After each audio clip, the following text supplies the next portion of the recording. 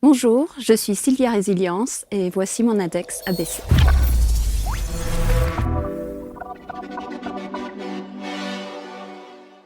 Merci donc d'accueillir Sylvia installée sur les canapés. Bonjour Sylvia. Bonjour, Vous allez bien? ça va? Est-ce qu'il y a une signification particulière à l'ensemble des tatouages que vous Oula, avez sur les bras? J'imagine qu'il y a une histoire.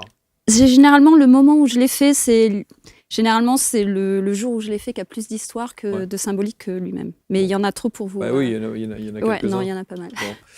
Merci d'être avec nous. On va parler évidemment de votre accompagnement, de la manière dont vous allez pouvoir aider ceux et celles qui en ont besoin. Quand on regarde votre fiche de production, il y a un mot qui revient à chaque fois et qui est sans doute symptomatique, c'est sécurité. Yes. Ah, je suis contente que vous ayez... Ouais. Vous le répétez plusieurs fois en fait Oui. dans votre fiche de production. Bah, vous en avez manqué? Oui, sûrement. Ah oui, clairement. Ouais, clairement. Ça vient de là et je pense que la plupart des gens en ont manqué. Pas juste moi. Comment est-ce que vous l'expliquez? Comment j'ai manqué, moi, d'insécurité? Ouais. Que vous avez manqué de sécurité. De sécurité, ouais. En fait, de manquer de sécurité, ça peut être des petites choses, de ne pas être vu, entendu en tant qu'enfant. Ça a été votre cas? Oui, assez souvent. Généralement, c'est des petites choses. L'insécurité, donc manque de sécurité, ça peut vraiment être pas être vu, entendu, aimé, ne pas être soutenu dans sa vie. Toutes ces choses-là, ça amène de l'insécurité. En fait. Quel regard vous avez justement aujourd'hui sur cette insécurité que vous avez vécue alors pour le coup? Ça m'a rendue plus forte pour le coup. Ça nous rend résilients. Enfin, la plupart des gens, on vit dans l'insécurité, dans un manque de sécurité, d'être choyé, d'être soutenu. Et ça nous fait développer des capacités, en fait, des capacités d'adaptation. Est-ce que vous faites partie donc de ces accompagnants, coachs, thérapeutes, peu importe, qui remercient la vie d'avoir vécu toutes ces parties de vie, premières parties de vie si difficiles? Maintenant, oui. Ouais. Au moment où, non. Non, pas vraiment, non. Ouais. Au moment où, non. Non. Maintenant, oui, mais avec beaucoup, beaucoup de recul. Bon, alors votre titre, c'est sophrologue, mais on a bien compris que, encore une fois, il fallait mettre un titre. Oui. Mais voilà, que votre champ d'action est beaucoup plus vaste et éclectique que ça. Ouais. Jusqu'à en faire votre propre méthode d'accompagnement? Alors, ma propre méthode, waouh, c'est un peu complexe. Je ne sais pas si c'est ma propre méthode, c'est ma propre façon de travailler. Ouais. C'est la façon dont j'accompagne les gens. J'ai vraiment développé une façon de faire qui est propre à moi. Donc c'est une méthode. Ok. Non, mais je ne sais pas.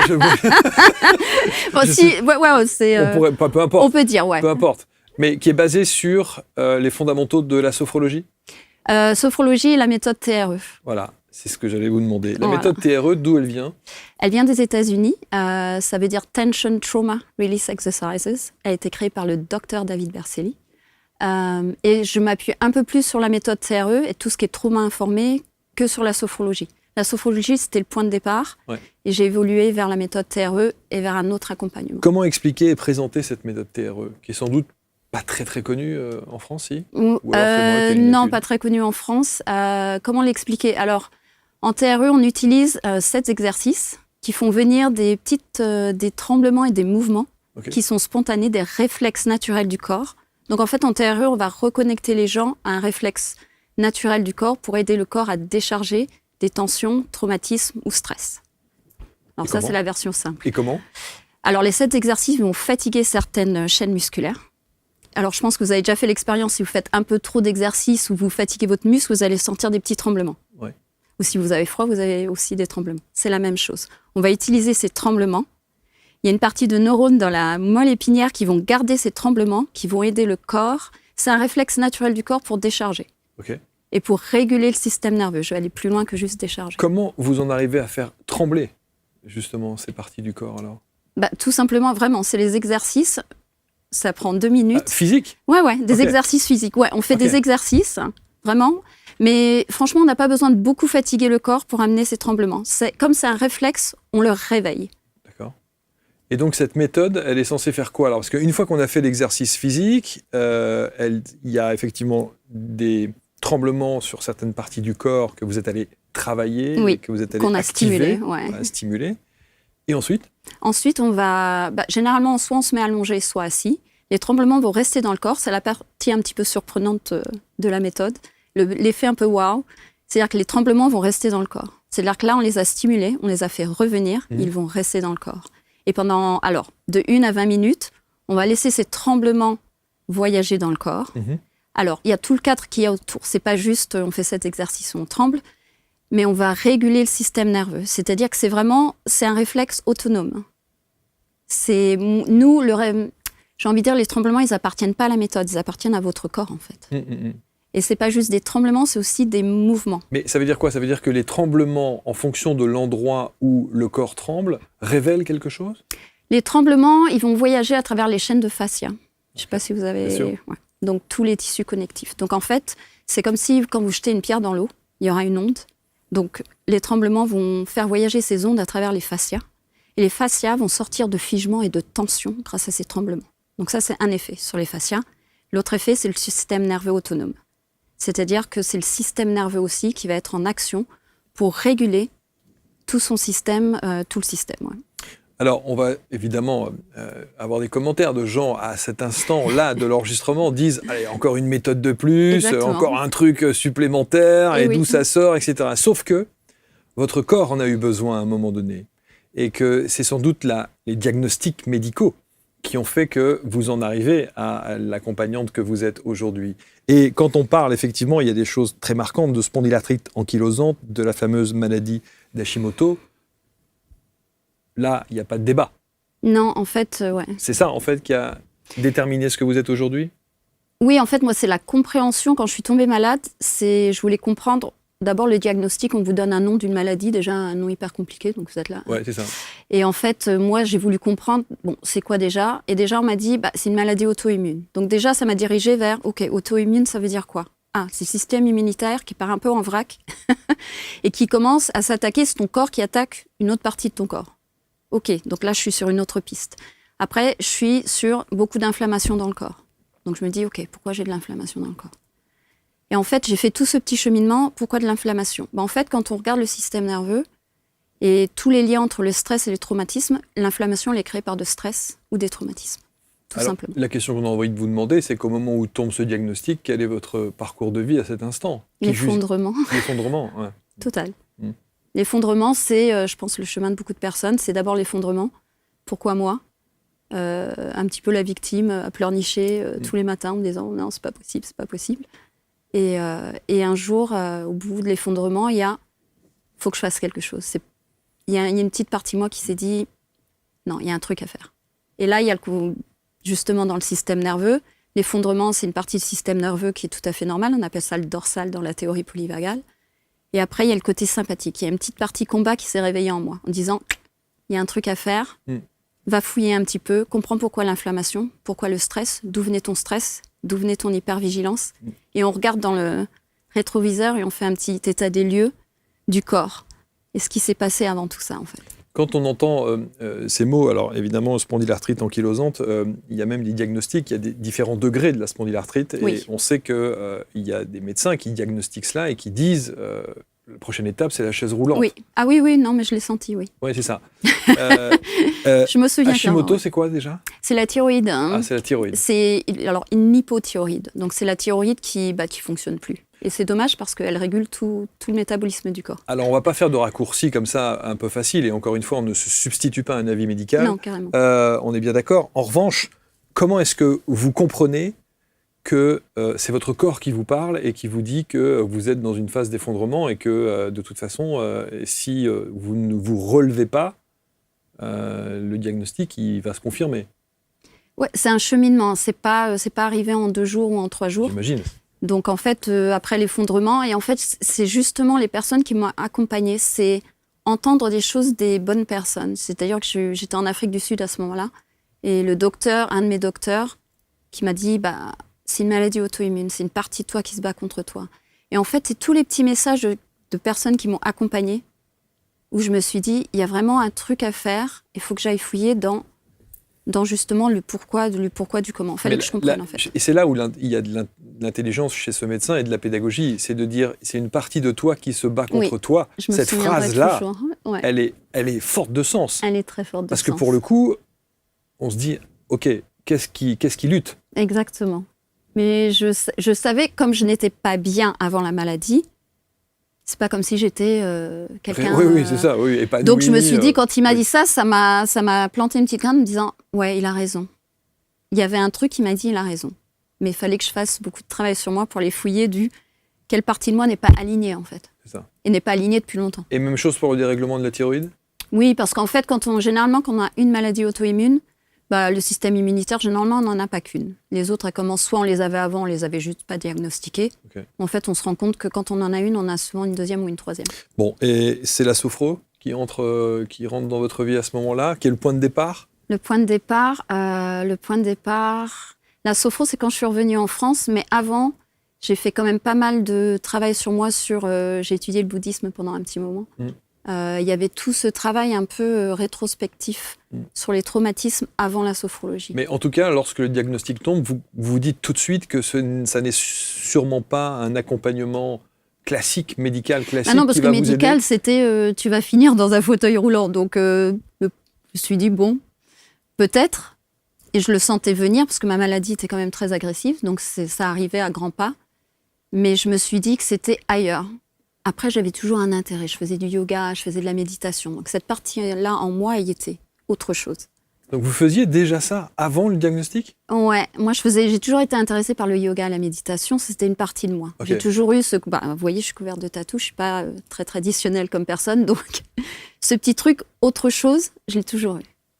C'est fou parce là, ça a dû être extrêmement déstabilisant parce qu'il y a beaucoup de gens qui se retrouvent avec un diagnostic médical comme ça, mais qui n'ont rien fait avant, qui n'avaient aucune dimension spirituelle de quoi que ce soit. Alors que vous aviez déjà quelque chose au travers de la méditation, au travers de... Il y avait déjà une approche. Donc il y a presque peut-être une incompréhension ou se dire, mais enfin, c'est hyper injuste. Ah oui. Non, oui, il y avait carrément ça. Il y a eu ça, j'imagine. Oui, parce que je faisais beaucoup de yoga, je mangeais bien, j'ai toujours mangé bio. Il y a une partie de moi qui dit, non, pas moi, en fait. Et même mes amis et mon entourage, je dis, non, mais Sylvia, elle fait beaucoup de yoga, elle fait de la méditation. Et oui. Mais j'avais pas été au fond. Ouais. Et des fois, il faut vraiment toucher le fond, il faut aller au fond. Ouais. Il n'y avait pas le fond, il fallait toucher le fond. À quel moment la méthode TRE donc arrive ? C'était un cheminement. Quand je suis revenue en France, j'ai donc étudié la sophrologie. La sophrologie, c'était la première petite graine de planter en moi, de dire il y a une connexion entre le corps et le mental. Et il y a quelque chose à faire je faisais déjà de la méditation, mais de connecter le corps, la connexion entre le corps et l'esprit et le mental. Et vous avez senti déjà les prémices de quelque chose qui vous faisait du bien ? Oui, parce que c'est en m'arrêtant la sophrologie, on se pose, on se reconnecte au corps. Donc ça, cette idée de reconnexion au corps, la sophrologie me l'a posée en fait. Et le TRE, ça arrivait par hasard. Le TRE, que je suis partie à Londres, je me suis inscrite à un cours de yoga. Et en fait, c'était un cours de TRE, j'avais pas fait attention. Et on m'a fait trembler. Et j'ai fait du TRE. Et en sortant, j'ai eu une connexion au corps. J'ai étudié depuis 1 an et demi la sophro, la connexion au corps. Et ce jour-là, je l'ai eu. Mais vraiment, j'ai senti mon corps comme je ne l'ai jamais senti avant. Et là, j'ai fait, waouh, il y a un truc. Donc là, je voulais aller voir. Donc vous avez approfondi pour le coup ? J'ai approfondi, je me suis formée à Londres. Ouais. Combien de temps de formation ? La formation initiale, elle est 1 an. Et après, j'ai voulu aller plus loin. Donc j'ai fait mon stage avancé. J'ai rencontré le créateur de la méthode. Et après, j'ai eu, alors je ne sais pas si c'est de la chance, mais le directeur de l'école de Londres de TRE m'a pris sous son aile pour que je devienne formatrice. Donc ça fait 6 ans que je suis dessus quand même. Ok. Alors aujourd'hui, évidemment, on a tous envie de savoir. Dites-moi. Comment ça va ? Ah, alors, oui, je suis en pleine santé. Je me considère toujours avec un corps, je dois faire attention à mon corps. Ouais. Je dois toujours être connectée à mon corps et être alignée. Mais je n'ai plus de symptômes. Qu'est-ce que ça veut dire cette phrase ? De ne plus avoir d'être alignée ? Qu'est-ce que ça veut dire cette phrase ? Pour moi, c'est tellement difficile, tellement abstrait. Ça veut dire quoi être aligné ? C'est pas abstrait, parce que moi, c'est un ressenti du corps. C'est-à-dire que si je fais quelque chose qui n'est pas OK avec moi, mon corps va me parler. Ok, exemple ? Exemple, généralement, c'est dans le... moi, je le ressens ici. C'est-à-dire que non, c'est même pas... C'est vraiment entre, on dirait un plexus, mais si on parle de plexus, c'est le plexus solaire. Mais pour moi, c'est une partie de mon corps. Quand tout va bien, mon corps, il se pose, je suis ancrée, je suis bien. Être aligné, c'est mon corps qui est posé, ancré. Ma respiration qui est posée. Et je sens tout qui... Si je fais quelque chose qui n'est pas aligné, en fait, je vais sentir des perturbations dans mon corps. Mon corps, il va se serrer, je vais sentir j'ai une contraction. On est tous différents. Moi, mon corps, il me parle de cette façon-là. Moi, c'est pour ça, c'est savoir si je parle à quelqu'un, si je prends une décision, d'abord, je me connecte à mon corps. ok, ma respiration elle est posée. Là, pendant que je vous parle, je sens le poids de mon corps qui arrive sur mes points d'appui. Donc mon corps, il se calme, tout va bien. Par contre, si je fais quelque chose qui n'est pas ok avec moi, j'ai la gorge qui va se nouer, je vais le sentir. Mais ça, c'est parce que voilà, faut l'apprendre, faut écouter son corps. Ouais, mais on pourrait se dire, vous auriez pu avoir ça avec la méditation. Je pense que dans mon chemin de vie, alors il a été un peu long, mais la méditation, c'est arrivé, mais comme j'avais beaucoup de traumatisme et d'insécurité dans l'enfance, j'ai fait j'ai 50 ans maintenant, la méditation et le yoga, ça arrivait vers alors le yoga 20 ans, mais 30 ans, mais entre deux, il y a eu beaucoup de perturbations. Donc c'est pas du jour au lendemain, en fait. Je pense que depuis ma vie m'amène ici. Ça a commencé il y a longtemps, mais c'est passé par des petits virages. Quand même. Donc aujourd'hui, alors effectivement, vous dites que quand votre corps vous fait ressentir quelque chose, c'est qu'il faut aller réaligner tout ça. Si je sens que je fais quelque chose alors qui n'est pas, que mon ressenti n'est pas ok dans mon corps, oui, après moi je le fais sur l'instant T. J'attends pas d'être mal pendant une semaine pour me dire il y a un truc qui va pas. Moi sur l'instant T, je prends des décisions qui sont beaucoup plus entre guillemets rapides parce que je vais le ressentir dans mon corps. Donc j'attends pas que mon corps crie des alarmes pour me dire que ça va pas. Où en est donc la spondylarthrite ? On va dire que je suis, comme vous dites, asymptomatique. J'ai plus de symptômes. On dit pas guéri. Les docteurs n'aiment pas. Ils vont me dire que je suis en rémission ou je n'ai plus de symptômes. Donc ça fait très longtemps que je n'ai plus de symptômes. Grâce à cette technique TRE. C'est pas la technique, c'est pas une baguette magique. Je veux pas dire que c'est une baguette magique. Je pense que c'est tout ce que j'ai fait avec le TRE, avec la sophro, et de prendre des décisions et de garder vraiment un œil, écouter mon corps. Mais vous savez que mine de rien dans votre parcours, vous avez eu beaucoup de chance parce que vous avez eu un mental. Est-ce que c'est de la chance ? En tout cas, vous avez eu le mental nécessaire pour remonter la pente. Je pense qu'on l'a tous. C'est un instinct de survie. On parle du système nerveux autonome, on parle de la régulation du système nerveux. Notre organisme, Sylvia, vous, tout le monde, l'instinct de survie chez l'être humain, c'est ça en premier. Il veut survivre. Et pourquoi certains n'y arrivent pas ? Parce que justement, si, dû à des traumatismes ou des stress qu'on n'a pas été aimé, entendu, cette petite voix intérieure qui veut survivre, on l'a un peu étouffée parce qu'on ne s'écoute pas. Mais si justement, avec des accompagnements, on arrive à se reconnecter à cette petite voix qui veut vraiment survivre, on l'a fait. Nous, on parle beaucoup d'empouvoirment dans mes accompagnements. Je veux empouvoirer les gens et c'est justement se connecter à cette petite voix.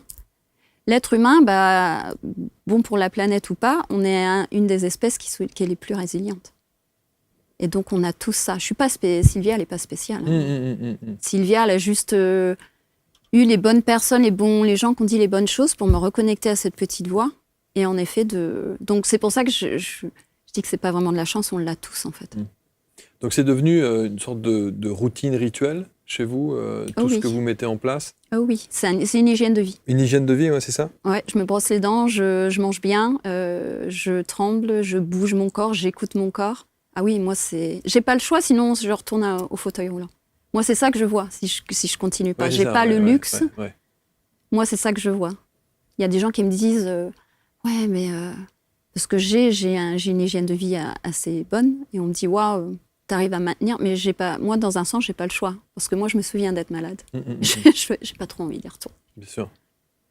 Donc, vous sentez que vous avez toujours l'épée Damoclès quand même. C'est-à-dire que si vous faites un écart, vous sentez qu'il y a nécessité de revenir. Alors, je vais pas mentir, il y a toujours cette petite peur de me dire, oui, dans un sens, c'est pas une mauvaise chose. Ça me maintient dans une ligne directive. C'est sûr. Voilà, donc je fais très attention à moi, mon corps, et aux gens que j'aime et aux gens qui m'entourent, parce que c'est un message que je veux transmettre. Ouais. Je veux pas juste prendre soin de moi. Parce que l'hygiène de vie, elle n'est pas que corporelle. Non. Elle est aussi mentale, psychologique. C'est pour moi les deux. Ouais, et même sur l'ensemble de votre entourage, je pense que vous avez dû faire le ménage pour n'avoir, encore une fois, que des gens qui soient en résonance avec ce que vous avez envie de vivre. Ouais, on essaye. Oui, c'est important. Mais je pense que ça se fait un peu naturellement. Parce que comme j'ai des choix de vie qui forcément vont pas avec certaines personnes, ces personnes-là, franchement, elles s'éloignent un peu automatiquement. Non, mais je veux dire, est-ce que ça fait partie... Je le fais pas... Oui, non, volontairement. Je catégorise pas les gens. T'as pas une bonne énergie, tu viens pas à la maison. Bah non, je suis quand même pas... Non. Ce que je veux dire, c'est qu'on a le sentiment que c'est pas... Voilà, c'est une sorte de package complet qu'on met dans le rituel. Oui. Et cette hygiène de vie dont vous parlez, c'est évidemment corporel, l'alimentation, la méditation, les mouvements, la méthode TRE, etc., mais pas que. Il y a aussi tout l'environnement et tout Oui, moi, c'est pour ça que j'habite je suis très proche de la nature. Ça se fait partie de mon package. Donc, d'aller marcher avec mon chien, ce genre de choses. Et oui, les gens qui m'entourent, c'est pareil. Mais ça s'est fait assez naturellement. Alors, la deuxième question qui brûle les lèvres, c'est de se dire, et les médecins dans tout ça? Parce que, est-ce que vous êtes allé retourné voir celui qui vous disait... Oui, il est très loin, il est en Afrique du Sud, donc je l'ai laissé là-bas. Mais j'ai remercié ceux qui m'ont mis sur la bonne voie. Bien sûr. Non, je suis pas là pour... Non, mais il s'agit pas, il y a pas d'esprit de vengeance ou quoi que ce soit. Mais non. Vous avez encore une fois, vous êtes la preuve vivante que c'est une possibilité de... Oui, c'est une possibilité. J'aimerais que...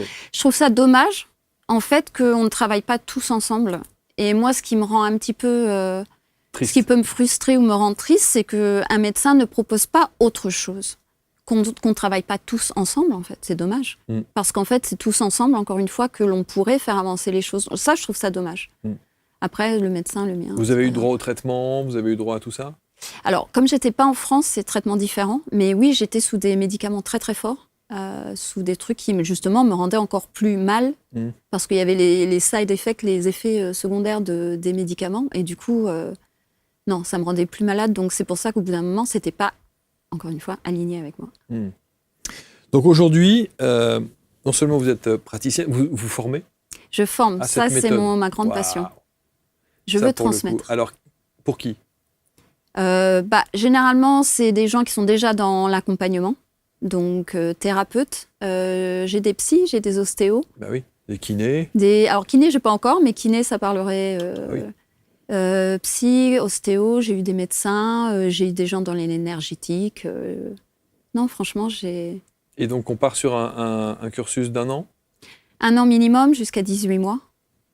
Et après, idéalement, on continue à se former et à apprendre, parce que pour moi, il n'y a pas une fin en soi, il faut continuer à être intéressé. Alors, sur 1 an, quels sont les grands chapitres qu'on peut avoir? Parce que pour le coup, on apprend quoi? On apprend les fascias? On apprend... Oui. Moi, je suis passionnée par les fascias, parce que c'est une matrice hyper intéressante dans la santé. Donc ça, tout ce qu'on appelle être trauma informé. Donc ça, c'est toute la régulation du système nerveux. C'est comprendre les adaptations du système nerveux, ce qu'on appelle les mécanismes de défense, se battre, s'enfuir, s'immobiliser. Mais dans le corps, il y a la théorie polyvagale, donc ça fait partie du grand chapitre. Et il y a tous les mouvements, on regarde quand même tout, éviter d'être tout le cadre qu'on met autour du TRE. Mais le plus, c'est vraiment les fascias, ça prend une grande partie. Et tout ce qui est trauma informé, vraiment les subtilités du système nerveux, des défenses, des adaptations de l'être humain, on passe quand même pas mal de temps dessus en formation. Et après, on fait beaucoup de pratiques. On se regarde bouger et trembler, on est émerveillé par le corps, en fait. Et ça, c'est top. Moi, c'est ma passion, c'est regarder un corps, comment il bouge, comment il tremble, comment il sort de figement. Donc en formation, on fait quand même beaucoup de pratiques. Moi, de faire des diapos et de faire la prof... Oui, c'est ça. Les slides et... alors, il faut en faire. Oui, ça fait partie du curriculum, parce que c'est un curriculum international. On a une maison mère aux États-Unis, et on est vraiment... C'est une formation internationale. Bon, dans votre parcours, et avec tout ce que vous avez pu enseigner à droite à gauche, outre les problèmes de défense immunitaire et autres maladies auto-immunes, qu'est-ce qui a été réglé comme autre cas? Avec le TRE? Ouais. On a multiple sclerosis, vous dites comment en français on appelle ça? Pas mal de maladies auto-immunes, justement. Sclérose en plaques en français. Il y a Parkinson. Il y a eu des études de fait sur tout ce qui est traumatisme, stress post-traumatique, PTSD. Il y a eu pas mal sur ça. Après, il y a eu plein de choses, en fait. Parce qu'en fait, le système nerveux, il touche tout. Donc en fait, toutes les maladies chroniques, fibromyalgie, pas mal fait aussi. Donc tout ce qui touche au système nerveux, il y a quand même beaucoup de choses. Quand même. En tout cas, je rappelle qu'encore une fois, l'idée n'est pas de, et vous l'avez très très bien dit Sylvia, l'idée n'est pas de se substituer à un avis médical, non, mais de travailler en collaboration, en étroite collaboration, effectivement, avec une ouverture un peu autre que les dogmes qu'on peut parfois apprendre sur les bancs de la fac en médecine, quoi. Bah oui, je trouve ça dommage parce qu'en fait, on a tous envie, on veut tous la même chose. Bien sûr. Moi, je pense qu'on peut faire plus de prévention que de soigner parce que les médecins, au moment où on va voir le médecin, on est déjà malade. Et moi, ce que j'ai envie d'accompagner vraiment, faire, c'est de la prévention, c'est reconnaître les signes avant-coureurs des maladies, d'écouter son corps, de dire ouais, là, ça fait quand même quelques années où je suis le stress, niveau élevé et tout ça. En fait, c'est ça. Et du coup, ça éviterait d'aller voir justement le médecin avec une grosse maladie.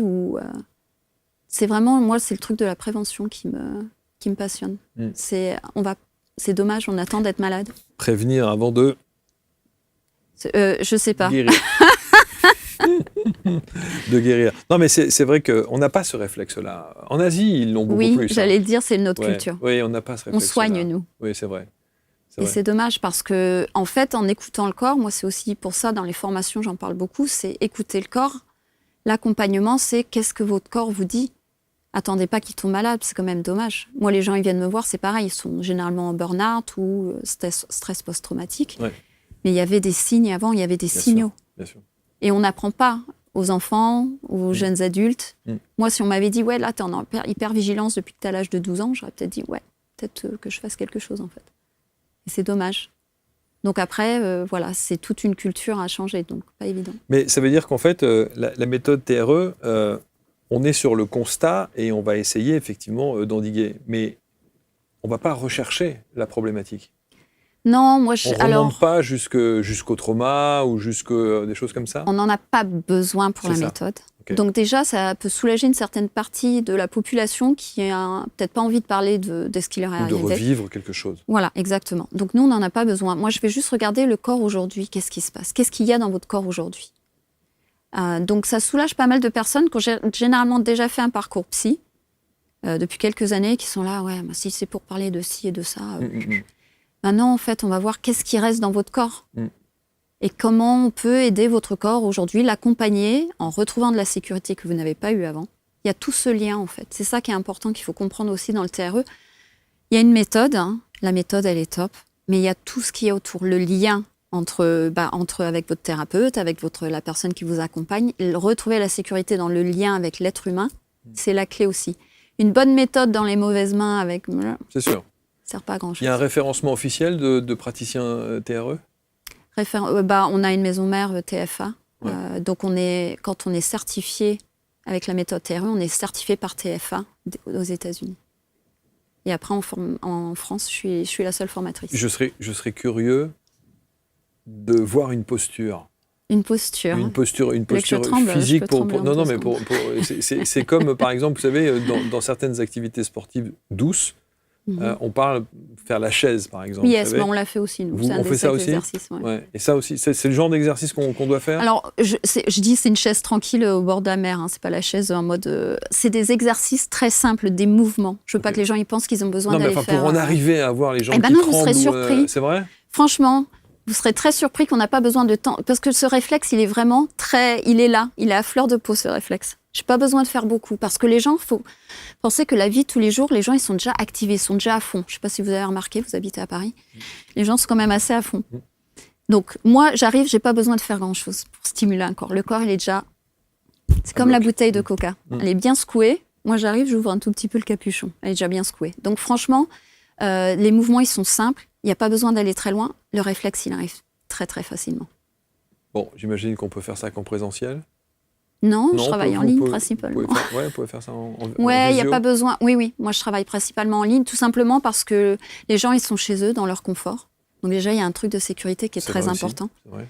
Et moi, je guide, j'accompagne. Je ne touche pas. Ils n'ont pas besoin de moi dans la pièce. J'aurais juste peur de ne pas avoir la bonne posture. Bah oui, mais je suis là pour ça. Ouais. Je suis là pour ça. Et apparemment, je me débrouille pas trop mal. Bon, est-ce qu'on n'est pas obligé, comme vous le disiez, on est encore une fois dans une approche de prévention. Oui. Donc c'est ça qui est intéressant. Et ça veut dire aussi qu'on sait que le facteur dominant de notre société reste le stress. Yes. Donc on n'est pas obligé d'en arriver à des situations un peu extrêmes comme celles que vous vivez avec la maladie. On peut aussi, je pense à des étudiants qui vont faire des examens ou idéalement, des choses comme ça. On peut utiliser cette méthode aussi. Idéalement, oui. Idéalement, on l'utilise dans la prévention. Comme je dis, on se brosse les dents pour ne pas avoir de caries. Ça serait bien d'utiliser cette méthode, de trembler, de bouger, pour ne pas avoir trop de stress. En fait, c'est vraiment vider les soupapes avant que... Donc oui, idéalement, les gens ils viennent nous voir avant. Mais culturellement, on n'a pas trop l'habitude de faire ça. C'est sûr. Et aux États-Unis, il y a des études scientifiques là-dessus qui sont documentées. David Berceli, TFA, ils ont... alors, c'est fait à l'étranger. En Suisse, il y a pas mal... et en Suisse et en Belgique, les deux écoles de TRE... les écoles de TRE en Suisse et en Belgique sont un peu plus avancées.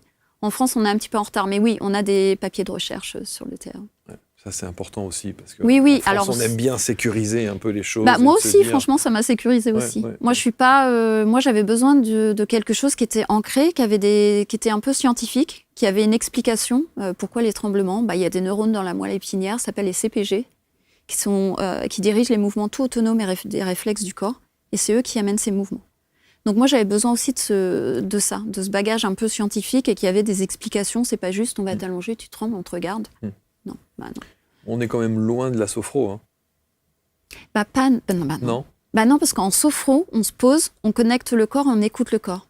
Et sans ça, le TRE, s'il n'y a pas une écoute du corps avant, c'est pas... Donc vous commencez par une petite séance de sophro avant ? Oui, on fait de la respiration, de la connexion au corps, on fait un body scan. Parce que ça, c'est important. On va pas sauter, il y a la piscine, je vais pas sauter au coin le plus profond. Je vais commencer par les petites marches, puis on va y aller tranquillement. Travailler avec les traumatismes et le stress et le burn-out, il faut y aller tout doucement. Donc non, on va pas allonger quelqu'un et faire trembler et faire n'importe quoi. Ça, c'est hyper important. Praticienne TRE, formatrice et cette fameuse sécurité corporelle, voilà. Eh oui. On y est là. Qu'est-ce que vous aimeriez qu'on retienne de vous, Sylvia ?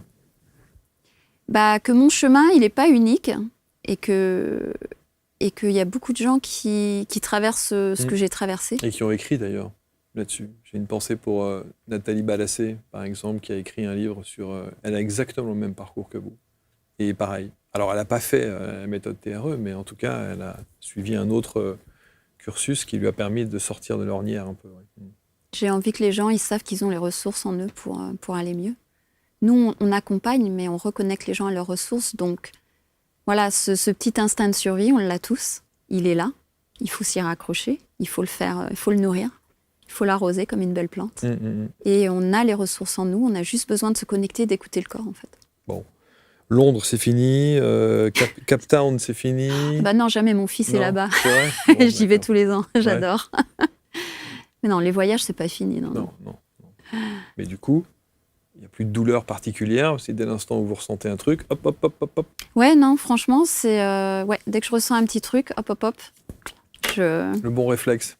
Mais oui, c'est vraiment comme se brosser les dents. Hein. Oui, c'est ça, c'est un automatisme. Vous avez dit le mot, c'est une hygiène de vie, clairement. Ouais, clairement. Et voilà. Super. On va mettre évidemment autour de la vidéo tous les liens pour rentrer en contact avec Sylvia, la possibilité aussi que vous avez de faire tout ça en visio. En groupe aussi, on peut faire ? Oui, on fait beaucoup de groupes parce que le TRE, à la base, il a été créé pour des communautés. David Berceli, il a voyagé partout dans le monde pour travailler en communauté. Donc, on fait du groupe. On fait du groupe en ligne. Dans certaines villes, il y a du groupe. Mais oui, le groupe est important aussi. Et encore une fois, c'est un message de prévention complémentaire avec la médecine allopathique. Hein, on est bien d'accord ? Oui. Il ne s'agit pas de diviser, il ne s'agit pas de se substituer. Que les choses soient bien claires. On est... en corrélation et bon. L'art de ramener le corps vers la sécurité. Oui. Encore une sécurité. Merci beaucoup. Merci à vous. Merci à vous. Commentez avec bienveillance, vous partagez comme toujours.